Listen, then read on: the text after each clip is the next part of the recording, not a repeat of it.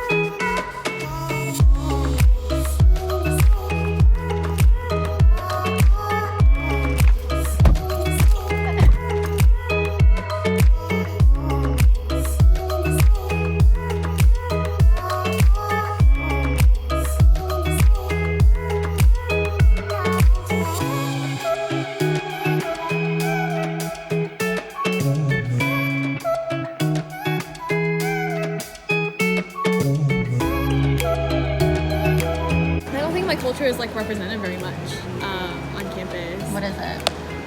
Very Filipino, very Hawaii. I am accustomed to like simple living, so I guess that's kind of like the culture. Like my culture is not represented at school, so seeking it out. In terms of like missing home, I think because like I've found pretty good communities on campus. Like I don't miss home as much as I did last year, but I think I miss like different aspects. I mean, like I'm always gonna miss like the food from home and stuff like that.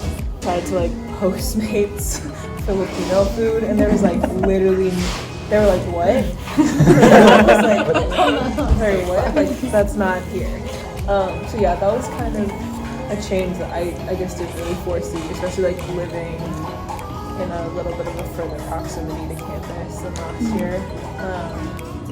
But it's a mix of people, different ethnicities that I hang out with, and it's more just like trying to inform them of different cultures and get them more exposed to that sort of thing. I mean, we'll go to these other Asian kind of restaurants or other ethnic cuisines and stuff like that, but it's mainly like either pho or some like Mexican restaurant. But as much as possible, I kind of try to introduce them to these things, but it's always hard just because it's like some of it's not very appealing or it's not something that a lot of people are used to. Like I mentioned this type of food, it was like this stick, and I was like, yeah, it's just beef and some steak. Yeah. How that affects like people who you hang out with.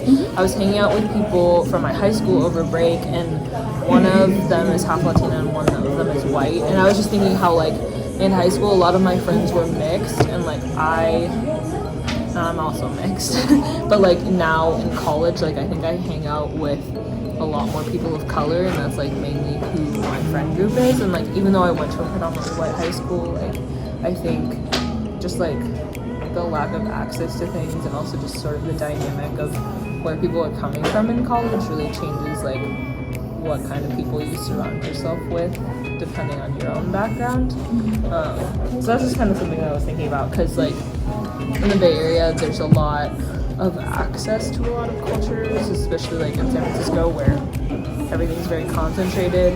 And I think here, because people are coming from, and I don't know the experiences of people at other schools. We're like traditional like immigrant families. We don't really talk about like our history and our lineage that much, just because it's like it can be so mixed and it can be so intertwined. And like I just remember like freshman year, like being stuck on campus, and then my mom would like mail me like canned like Hawaiian Sun or like canned like corned beef like from the Philippines, and like she would get like I would have to buy like microwavable rice from like Safeway just so I could get like good rice. I've learned how to like cook Filipino food like living by myself, so I've been like more self-sufficient, and I feel like I think this is probably the most I've been in touch with my culture like as something that I wanted to like be in touch with rather than something to be ashamed of, because I wasn't like white or like I didn't have like Patagonia.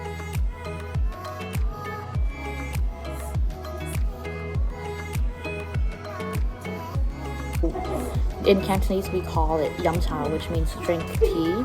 So that's when you say you go yum cha, that means you're gonna go eat dim sum. It's inherent in culture because it's not just like you're gonna go eat with your family. You're also like, it's like a Sunday morning like brunch type of thing. So it's like you go eat with your family, you like discuss and you gossip. You all sit in this big round table. There's like all this food everywhere, and you like pick and choose from every plate, and you're like sharing, and you're also like, it's the end of the week. You talk about like what happened at work, what happened at school. You like reunite with your friends and family. So it's so like, it's so heartwarming and so pure because it's like you get to eat and you get to like gossip. Food and the East Coast. A lot of Italian places. There was an Italian market called Donatello's. For me, it takes me back to, of course, like comfort food always has like a family connection, but I think like more so for me, like specifically like coffee or like tea or just like going out and doing like more like small things like that.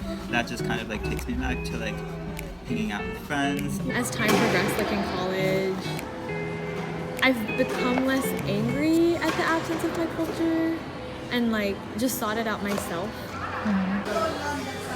This one's mine. That one's for y'all. Literally, like sometimes we'll say like there's no culture here. As a freshman, I didn't really have like a place outside of campus where I could eat. So I guess the food places that I seek out here, I just go to Calderworld a lot, and I go to Safeway. Like I go to Sam Choi's a lot, the poke place in Pacific, and I'm like grateful because like I think my car gives me a lot of mobility. But like if I still lived on campus, like I would eat the same shit food that was bad, like garbage for my body. I think like when I first started university, I would go by myself.